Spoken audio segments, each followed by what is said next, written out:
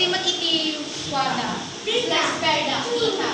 It is used primarily as a projectile hunting implement but may also be used as a weapon. Some Indian spears also feature a detachable arrowhead which is launched into the hunted animal and is secured with the spear shaft with a rope. So, di ko na na-experience at may sinsina ka dito sa latirogo doon. Nagkamuli ka siya ka, naalalay niya yung gihahanda. Ato, isa ko things,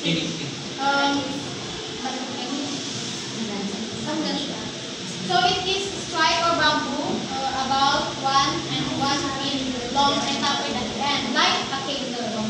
Its original use was for combat training, or pang-combat na isog na. Iti mainly ko use ang mga weapon niya kasi talaga mga makasuga. Tapos, adaman lang, isa ko pinito ko sa adaman lang kaya di cultural dance ka as magkakunwari nga weapon. So here, the Tikians arts and crafts have a rich and diverse culture and are shown in the religion. Singaw ko ba?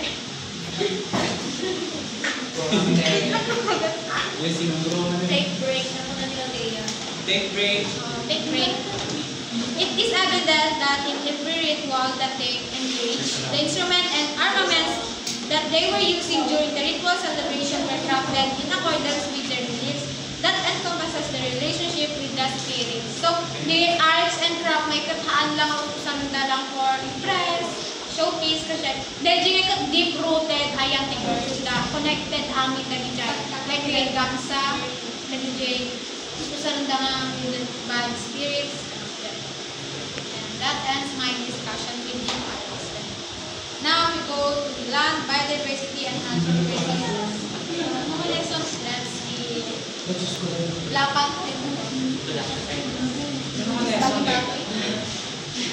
So now let's now proceed to lesson C, the land, biodiversity, and natural resources. So let's have a brief introduction. The total land area of Abra is 397,555 hectares of this, and 98,420 hectares is considered alienable and disposable land. So nakalawlaw kaya hindi Abra kurang kayo lang. So the total forested area is 299,135,000 hectares. From this forested area, 8,106 is unclassified forest land, and 291 hectares is classified forest land. The established forest reserve is 258,743 hectares. And the established timberland is 32,230 hectares, and the national parks comprise of 57 hectares. The average natural resources, so dyan ay nalawag ako. Wait. So, punatay ko lang na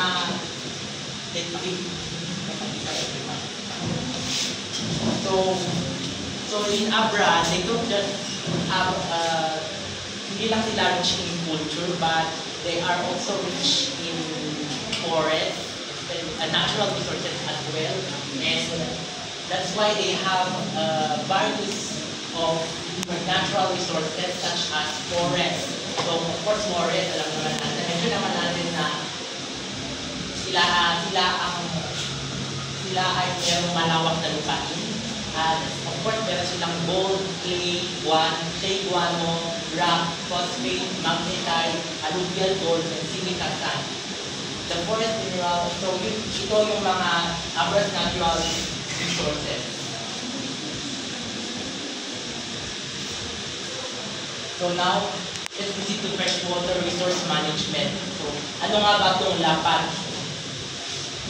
Dalapat o panag-os-os ng panag-aliwan, sagot na binuhat ni Kaputyan, or in English, unique in taking care of the abundance of the forest. So it is a Indian resource management system which protects premium trees, rattan palms, wildlife, freshwater sources, and many more. So ano nga ba ang purpose ng LAPAT?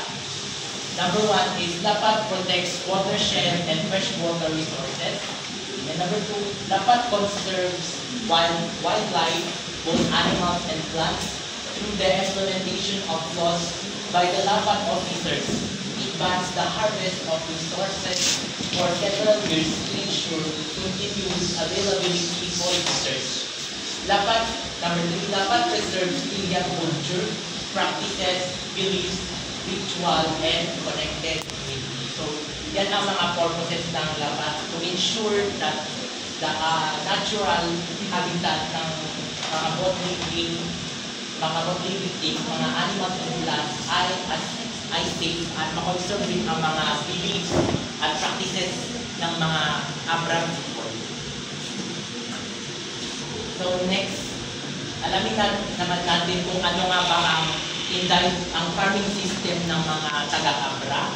Of course, alam naman natin ang kainin system. It is a traditional farming practice that involves the clearing of small patches of forest for subsistence food production, followed by longer periods of time which forest would restores productivity to the land. So in Kalinga, we call it uma.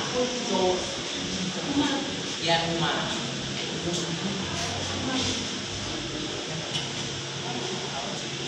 So next, let's proceed to lesson 7, which will be discussed by Mr. Francisco Candelar. Okay, so buhay pa pala? Yes! I hope so na na-digest mo lahat ng mga discussions natin. Okay, so we are here to the lesson 7, which is the indigenous governance, laws, and social justice. So nandito na tayo sa politika ng Abra, political system. So get ready. It's set, go. So Unit 4, political features. So in Chapter 4 of Republic Act Number 8371 of 1997 or IFRA Law, which highlights the rights to self-governance and empowerment, in that has been emphasized on its Section 13 that the state recognizes the inherent rights of ICCs or IPs to self-governance and self-determination, and respect the integrity of their values, practices, and institutions. So consequently, the state shall guarantee the rights of ICCs or IPs to freely pursue their economic, social, and cultural development. Owing to this provision, the enhanced governance systems, laws, and social justice cling to that initiative of that state to continuously harness and develop their indigenous practices. So meaning to say, so back in the history of our Constitution, in 1987 Constitution of the Philippines, dito nagsimula itong tinatawag nating IFRA Law, na kung saan after 10 years nabuo itong IFRA Law para ang batas na ito ay sinagawa upang mabigyan ng protection at karapatan at rights or privilege, protektahan yung mga rights ng mga indigenous communities, indigenous cultural communities or yung mga indigenous peoples. Diba? So, ang IP laws is, yung IFRA law is, nagawa rin siya para mabigyan ng privilege or privilege yung mga IPs para i-access ang kanilang economic, social, and cultural development. So take note guys, ng IFRA law is ito yung batas para protektahan ang mga rights ng mga indigenous people. So the indigenous governance, laws, and social justice of Batangians are showcased in their practices of the Lakay system, which refers Council of Elders of Governance, the Bodong system, and observance of the Inabuyong or Inaluyon refers the Bayanihan system, which are known as the three perpetual practices of the Batangians of Abra. So in province of Abra is meron in their political system, meron silang practice na Lalakay system, at saka Bodong system, at saka yung last is yung Bayanihan. So guys, similarly na ang Kalinga is parang similar din sila na meron silang Bodong at Bayanihan. Itong bayanihan is lahat naman ng Filipinos meron ito. Pero itong Bodong system is similar sila sa Kalinga. Diba? Meron din tayo. Pero I don't know if yung mga ibang nandito sa Cordillera, if meron din silang Bodong. And anyway, ang Abra is pinapractice din nila ito as their political system. So, first is we have the Lalakay system, or first as Council of Elders of Governance. The governance structure of the Inyans of Abra has derived from the phronetic leadership or practical action of the Lalakay, which persistently constitute the sustainability of common prosperity, harmony, peace, reciprocity, and accountability. So, meaning to say na ang Lalakay system, which refers Council of Elders, it is referring to individual or group na meron siyang kakayahan para kontrolin or nasa kanya yung power para pamuluhan ang isang komunidad. Diba? So, meaning to say siya ang pinaka parang highest na nandoon sa politika ng isang komunidad or bayan. And then, another one is, the Lalakay system is sila yung may hawak ng traditional costumes na kung saan meron silang ability of leadership, and then sila yung nagpapairal ng social structures sa kanilang komunidad. Like ito, sila rin yung nag-solve if merong mga conflicts or crimes na nangyayari sa kanilang bayan.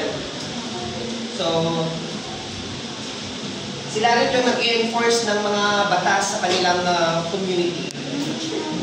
Next is we also have the... nandito pa rin tayo sa Lalakay system. So, reference of the customary laws and practices of the Inyans as defined through the mapping study of R. Buendia, PhD et al.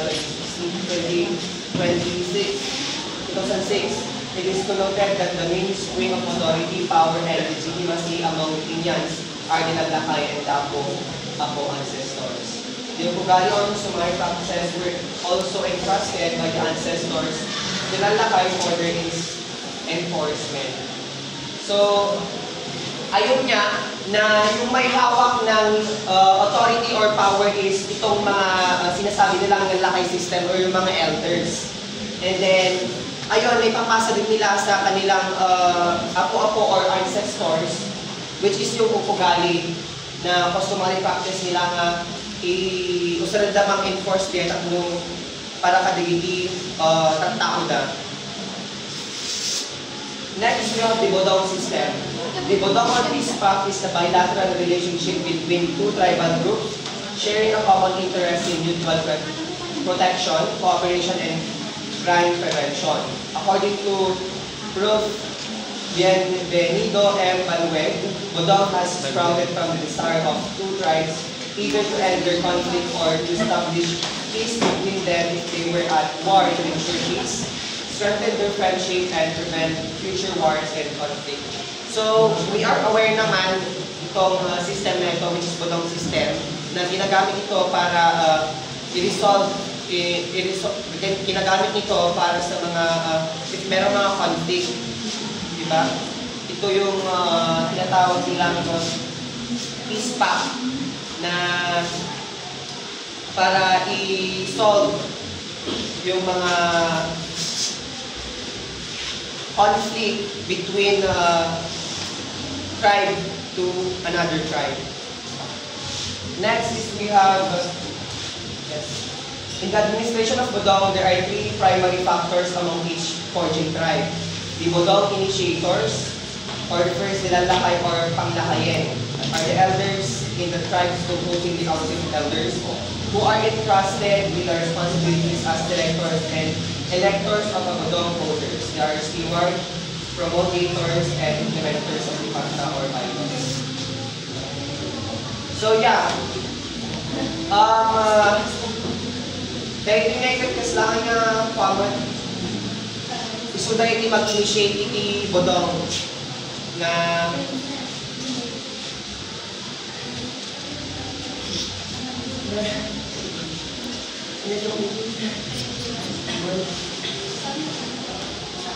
so isuda iti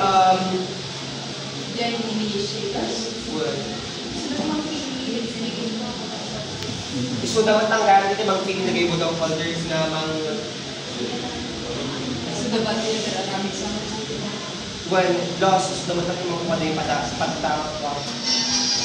And then next is the bodong holder. An individual regardless of age, sex, who is preferably blessed with bravery, political leadership, wisdom, and financial capability. It is chosen by the Council of Elders and approved by the committee to be the representative.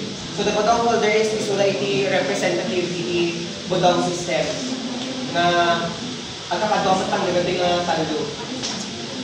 And then the bodong guarantors is our committee composing the application of the tribes. They are the witnesses and signatories of the bodong. So isutagay mo dyan mang sign the pacta or J-laws JT bodong system. Ito yung bodong guarantors.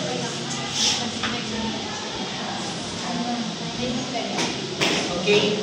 So since wala na tayong time, maybe next week next meeting discussion or next meeting tayo.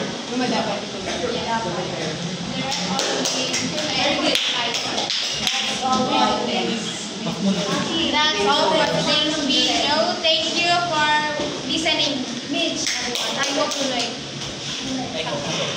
Ipasa nito ni GC na nag-review kayo sa Magnificent Agree.